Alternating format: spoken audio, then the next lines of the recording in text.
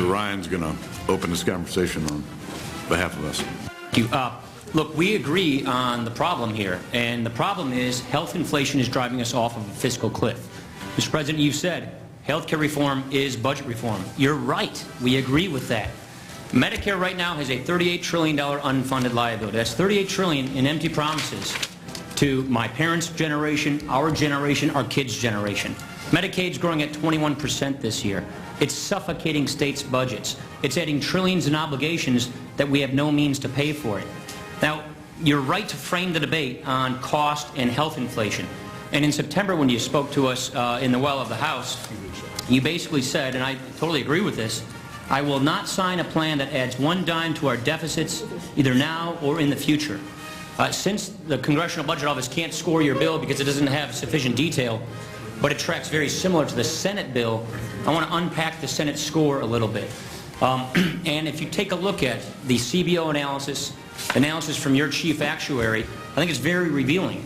This bill does not control costs. This bill does not reduce deficits. Instead, this bill adds a new health care entitlement at a time when we have no idea how to pay for the entitlements we already have.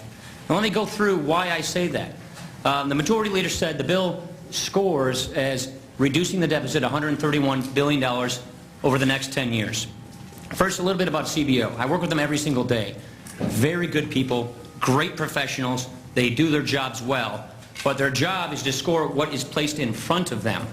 And what has been placed in front of them is a bill that is full of gimmicks and smoke and mirrors. Now, what do I mean when I say that? Well, first off, the bill has 10 years of tax increases, about $500 billion, with 10 years of Medicare cuts, about $500 billion, to pay for 6 years of spending. Now, what's the true 10-year cost of this bill?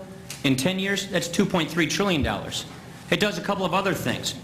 It takes $52 billion in higher Social Security tax revenues and counts them as offsets, but that's really reserved for Social Security. So either we're double counting them or we don't intend on paying those Social Security benefits. It takes $72 billion in claims money from the Class Act. That's the long-term care insurance program. It takes the money from premiums that are designed for that benefit and instead counts them as offsets. The Senate Budget Committee chairman said that this is a Ponzi scheme that would make Bernie Madoff proud. Now, when you take a look at the Medicare cuts, what this bill essentially does, it treats Medicare like a piggy bank. It raids $500 billion out of Medicare, not to shore up Medicare solvency, but to spend on this new government program.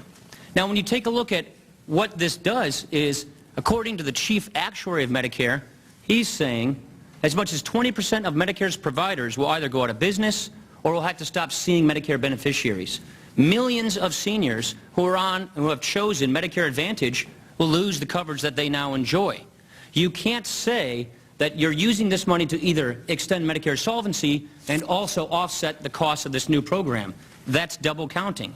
And so when you take a look at all of this, when you strip out the double counting and what I would call these gimmicks, the full 10-year cost of this bill has a $460 billion deficit. The second 10-year cost of this bill has a $1.4 trillion deficit. And I think probably the most cynical gimmick in this bill is something that we all probably agree on. We don't think we should cut doctors 21% next year. We've stopped those cuts from occurring every year for the last 7 years. We all call this here in Washington the doc fix.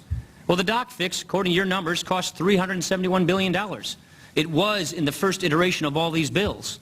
But because it was a big price tag and it made the score look bad, made it look like a deficit, that provision was taken out, and it's been going on as standalone legislation.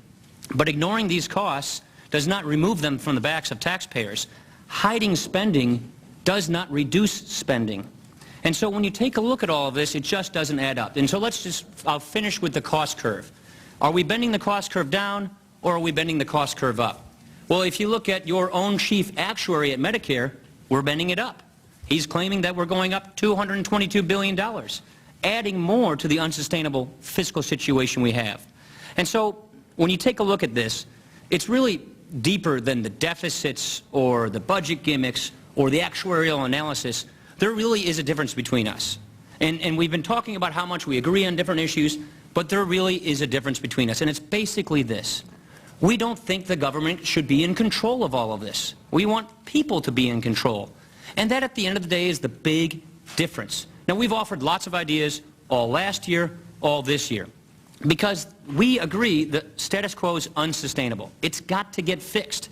It's bankrupting families. It's bankrupting our government.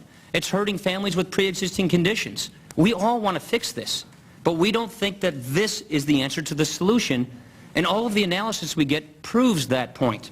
Now, I'll just simply say this, and I respectfully disagree with the Vice President about what the American people are or are not saying, or whether we're qualified to speak on their behalf. So, we are all representatives of the American people. We all do town hall meetings. We all talk to our constituents. And I've got to tell you, the American people are engaged. And if you think they want a government takeover of health care, I would respectfully submit you're not listening to them. So what we simply want to do is start over, work on a clean shaded paper, move through these issues step by step, and fix them and bring down health care costs and not raise them. And that's basically the point. I'm going to call on Javier Becerra, but I just want to follow up on a couple points.